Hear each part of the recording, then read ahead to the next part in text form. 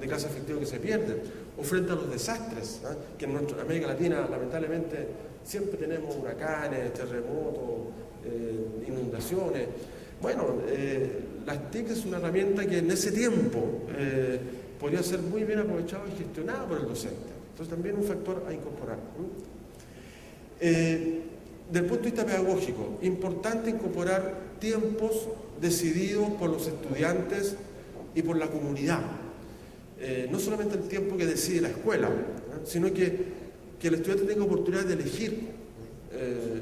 Y aquí hay experiencias muy interesantes, en Brasil, en Argentina, incluso en Argentina, por ejemplo, las familias participan y deciden qué es lo que se va a hacer, ¿no es cierto?, en ese tiempo adicional, donde padres hacen talleres a veces, el papá, ¿no es cierto?, un carpintero excelente y enseña carpintería a estudiantes en un taller, y así, deporte.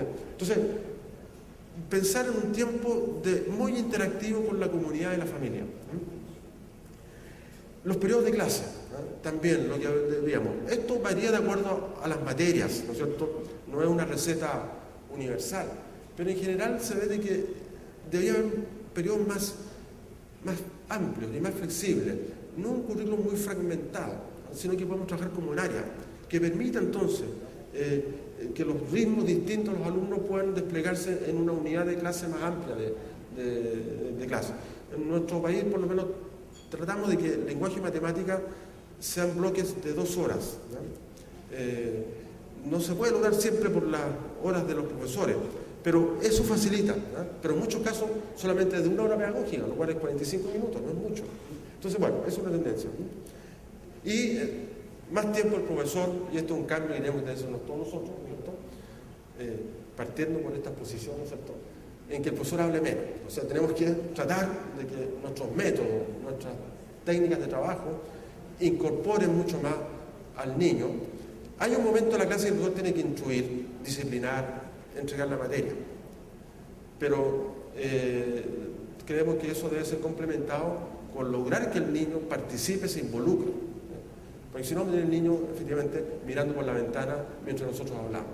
Entonces ese es un gran desafío pedagógico. Bueno, eso es como las principales ideas que quería compartir con ustedes. A mí me alegró mucho conocer la experiencia que se está implementando de un modo piloto y creo que aquí hay una oportunidad hermosa efectivamente de marcar, ¿no es cierto?, una inflexión en el sistema, desarrollando experiencias con más tiempo, mirando los aspectos pedagógicos de un modo más integral, incorporando aspectos no cognitivos, sino también artísticos, espirituales, etcétera, que para tener un desarrollo integral de los niños. Creo que la oportunidad que ustedes tienen es muy linda para mostrar, ¿no es cierto?, a América Latina como innovaciones en esta materia. Muchas gracias.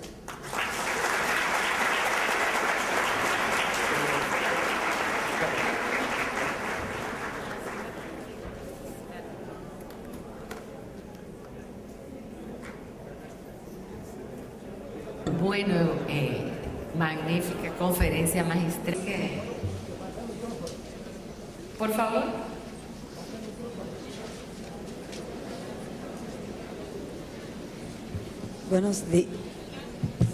Buenos días. La pregunta, en su exposición yo noté que encima de todos los avances, o sea, lo que nosotros conocemos aquí en Dominicana es que Chile ha progresado bastante a nivel educativo y por la exposición veo que todavía hay muchas cosas que hay que trabajar. Entonces, a mí me preocupa mucho el aumento del tiempo aquí en Dominicana, en el sentido de que romper con una cultura de mientras menos, mucho mejor, es un poco difícil. Entonces, en la labor educativa, la función del maestro es primordial con relación a su formación, el interés de que haya cambio, la preocupación por el estudiante. A mí me fascinó la parte donde usted ponía recomendaciones de que el estudiante, dedicarle más tiempo al estudiante, y eso es una gran necesidad aquí. Entonces la pregunta sería, no sé la diferencia así a nivel educativo del profesor con Chile y Dominicana, pero a nivel de formación del maestro, para que haya calidad, porque podría haber mucho tiempo, pero nada de calidad. ¿Qué hizo el país? ¿Qué políticas se establecieron para lograr eso y que el tiempo no se perdiera en ese proceso? Gracias. Otro similar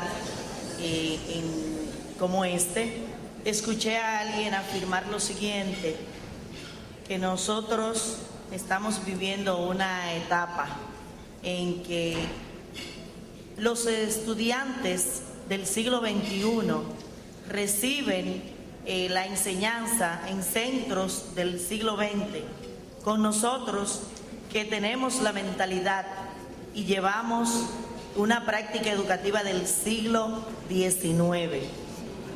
Dentro de las recomendaciones que nos planteó el expositor, hay una de ellas que habla de la tecnología. En un horario extendido, en países subdesarrollados o periféricos, como se le quiera llamar, ¿cuál sería el papel de la tecnología en un horario extendido con los recursos tan limitados que tienen nuestros países? Del aspecto sindical, o sea, si hay sindicato de maestros allá, acá es prácticamente un dolor de cabeza. ¿Cómo se manejó el aspecto sindical con el horario extendido? Gracias. Me imagino que son técnicos en las diferentes áreas, en los idiomas, las materias básicas, los deportes.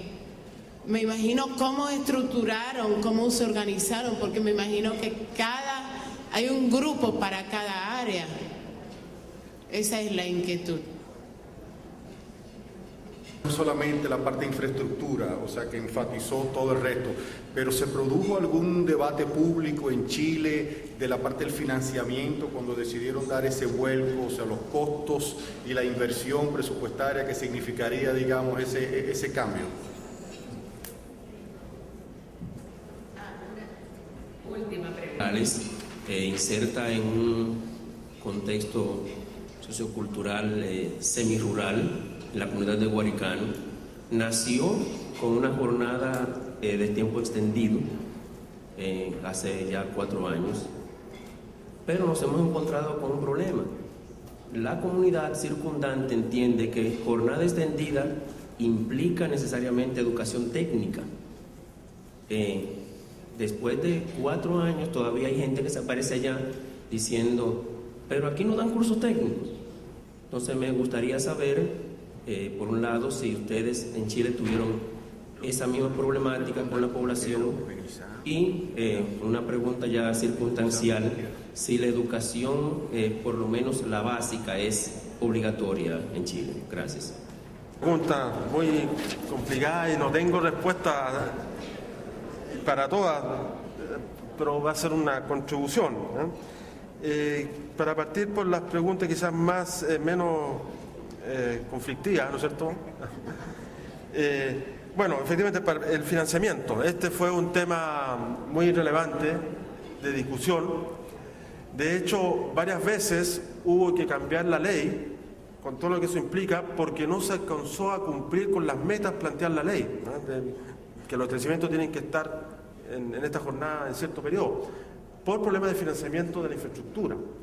Entonces, efectivamente, se hizo aquí un gran aporte del Estado, un gran presupuesto para mejorar la infraestructura, tanto a la educación pública como a la educación privada, que es subvencionada por el sector público. Entonces se hizo un aporte de capital a los establecimientos con el compromiso, ¿no es cierto?, que esa infraestructura pasa a ser destinada para fines, ¿no es cierto?, educativos. Entonces, este fue efectivamente un tema de mucho debate, pero se logró construir un consenso en términos de que esta era una política de país, de Estado. Empezó en el año 97 y todavía no termina, ¿no es cierto?, de su implementación, y han pasado varios gobiernos entre medio y todos han implementado la misma política, ¿no? Entonces, un factor, fue mucho debate, ¿no?